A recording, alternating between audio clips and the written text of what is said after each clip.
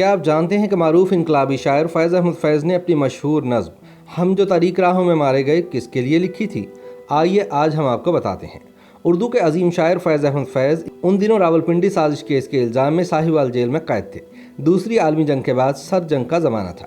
امریکہ اور Soviet union کے زیر اثر دنیا دو حصوں میں تقسیم ہو چکی تھی۔ ایک جانب سرمایہ دارانہ معاشرہ تھا اور دوسری جانب اشتراکی دنیا۔ ایسے میں امریکہ میں سوویت یونین کے لیے جاسوسی کرنے کے الزام میں گرفتار ہونے والے جولیس اور ایتھل روزنبرگ کے نام منظر عام پر آئے، جنہیں دنیا بھر سے رحم کی اپیلیں کیے جانے کے باوجود برقی کرسی پر بٹھا کر سزائے موت دے دی گئی۔ چنانچہ فیض احمد فیض نے اپنی انقلابی نظم ان دونوں کی سزائے موت سے متاثر ہو کر لکھی۔ اس کہانی کا آغاز سن 1950 سے ہوتا ہے، جب امریکہ کے شعبہ سراغ رسانی FBI نے ہیری گولڈ نامی ایک جاسوس کو گرفتار کیا۔ ہیری گولڈ پر الزام تھا کہ اس نے دوسری عالمی جنگ کے دوران امریکہ کے ایٹمی راز روس کو فراہم کیے۔ ہیری گولڈ نے الزام قبول کیا اور کہا کہ اس مہم میں اس کی معاونت ڈیوڈ گرین گلاس نامی ایک شخص نے کی تھی۔ یہ شخص امریکی فوج میں مشین مین تھا۔ ڈیوڈ گرین گلاس گرفتار ہوا تو اس نے سلطانی گواہ بننے کی پیشکش کی اور اپنی جان بچانے کے لیے سارا الزام اپنی بہن ایتھل اور بہنوئی جولیس روزنبرگ کے سر لگا دیا اور کہا کہ یہ دونوں کمیونسٹ ہیں اور انہوں نے اسے روس کو ایٹمی راز فراہم کرنے کے لیے مجبور کیا تھا۔ جولیس اور ایتھل کی شادی سن 1939 میں ہوئی تھی۔ دونوں میں کشش کا اصل سبب کمیونزم سے ان کی دلچسپی تھی۔ سن 1940 میں جولیس امریکی فوج کے سگنل کور سے وابستہ ہوئے۔ 17 جولائی 1950 کو FBI نے جولیس اور ایتھل روزنبرگ کو بھی گرفتار کر لیا۔ جیل میں ان پر طرح طرح کے ہتھ کنڈے استعمال کیے گئے کہ وہ اپنے ساتھیوں کے نام بتا دیں جو ان کے ساتھ رابطے میں تھے، لیکن جولیس نے سب کچھ برداشت کیا مگر اپنی زبان نہ کھولی۔ وہ اور ایتھل آخری وقت تک اپنے جرم سے انکار کرتے رہے۔ 29 مارچ سن 1951 کو عدالت نے ہیری گولڈ کو 30 سال اور ڈیوڈ گرین گلاس کو 15 سال قید کی سزا سنا دی، اور چند دن بعد 5 اپریل سن 1951 کو جولیس اور ایتھل روزنبرگ کو موت کی سزا کا حقدار قرار دیا گیا۔ اس سزا کے سنائے جانے کے بعد پوری عالمی رائے جولیس اور ایتھل روزنبرگ کی رہائی کے لیے کوشاں ہو گئے۔ عالمی رائے عامہ کے مطابق ان دونوں میاں بیوی کو کمیونسٹ ہونے کی سزا دی جا رہی تھی اور ان کا اس جرم سے کوئی تعلق نہ تھا، مگر دنیا بھر کے رہنماؤں کی اپیلوں کے باوجود 19 جون سن 1953 کو جولیس اور ایتھل روزنبرگ کی موت کی سزا پر عمل درآمد کر دیا گیا۔ ان کی موت کا غم دنیا بھر میں منایا گیا۔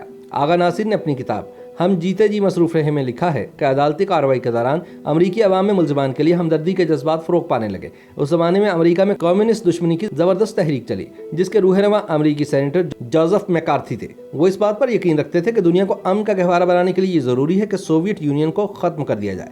ان کے اس فلسفے کو میکارتھیزم کے نام سے یاد کیا جاتا ہے۔ آغا ناصر نے لکھا تھا کہ جس جج نے روزنبرگ کو موت کی سزا سنائی، اس کا یہ فکرہ اس بات کی غمازی کرتا ہے کہ مجھے اس بات کا یقین ہے کہ آپ کی حرکتوں اور کارکردگی کی وجہ سے ہی کوریا میں کمیونزم کو فروغ ملا، جس کے نتیجے میں 50,000 سے زیادہ لوگ مارے گئے۔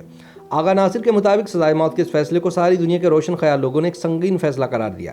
عدالتی فیصلے نے جولیس روزنبرگ کو براہ راست اس جرم کے ارتکاب اور دوسری جنگ عظیم کے دوران ایٹمی راز ماسکو کے حکمرانوں کو فراہم کرنے کا مجرم قرار دیا۔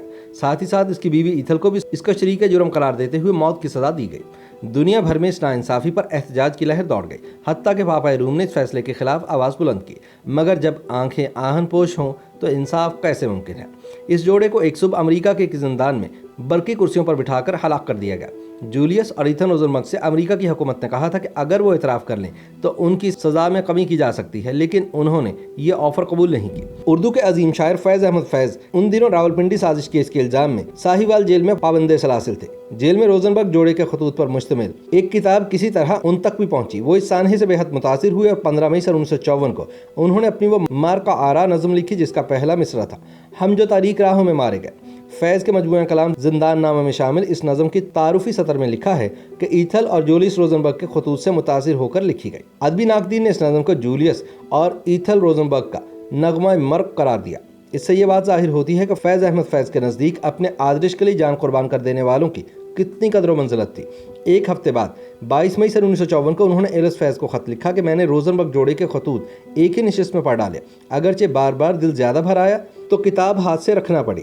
میں سمجھتا ہوں کہ ان کے الفاظ کا سوز اور ان کی عظمت اسی ادیب کو نصیب ہو سکتی ہے جس کی مرگ و حیات ایسی ہی عظیم اور درد انگیز ہو۔ ان کا اور ان کے بچوں کا خیال آتا ہے تو اپنی مصیبت کی بات کرنا، اگرچہ یہ مصیبت بھی کچھ کم نہیں، بیہودہ پن معلوم ہوتا ہے۔ فیض کا یہ خط ان کی کتاب صلیب میرے دریچے میں شامل ہے۔ فیض کی یہ مار کا آرا نظم فکری دنیا کے ایک بنیادی سوال سے تعلق رکھتی ہے کہ کیا کوئی بھی تخلیقی کام، دریافت یا ایجاد جس کا تعلق پوری انسانیت سے ہو، کسی قومی مفاد کے لیے صیغہ راز میں رکھی جا سکتی ہے؟ دانشوروں کے لیے یہ مسئلہ اس صدی میں ایک اہم بحث کا موضوع بنا۔ اس واقعے کو سائنسی دنیا کی ایک بڑی تمثیل سمجھا گیا، جس میں شہادتیں بھی دنیا کے بڑے سائنسدانوں کی تھیں۔ آغا ناصر نے مزید لکھا کہ یہ ایک آفاقی نظم ہے جو وقت، زمانے اور جغرافیائی حدود سے آزاد ہے۔ جب بھی اور جہاں بھی کسی معصوم کو ناحق سولی پر لٹکایا جائے گا، اس نغمے کی گونج دنیا کو اپنی طرف متوجہ کرتی رہے گی۔ سولی پر لٹکایا جانے والا پاکستان کا ذوالفقار علی بھٹو ہو، ترکی کا عدنان مندرس ہو یا لیبیا کا عمر مختار، ان سب کی موت تاریخ اور وقت کو ایک ہی پیغام دیتی ہے کہ قتل گاہوں سے چن کر ہمارے علم اور نکلیں گے عشاق کے قافلے، جن کی راہ طلب سے ہمارے قدم مختصر کر چلے درد کے فاصلے، کر چلے جن کی خاطر جہانگیر ہم، جان گوا کر تیری دلبری کا بھرم، ہم جو تاریک راہوں میں مارے گئے۔ YouTube پر گوگلی نیوز دیکھنے کے لیے youtube.com کی سرچ بار میں googly news T V type کریں۔ گوگلی نیوز کے پیج پر سرخ رنگ کے سبسکرپشن والے بٹن پر کلک کرنا نہ بھولیے۔ YouTube پیج پر اپلوڈ ہونے والی ویڈیوز سے باخبر رہنے کے لیے بیل آئیکن پر کلک کیجیے۔ آپ کو ہر نئی ویڈیو کے بارے میں نوٹیفیکیشن موصول ہو جائے گا۔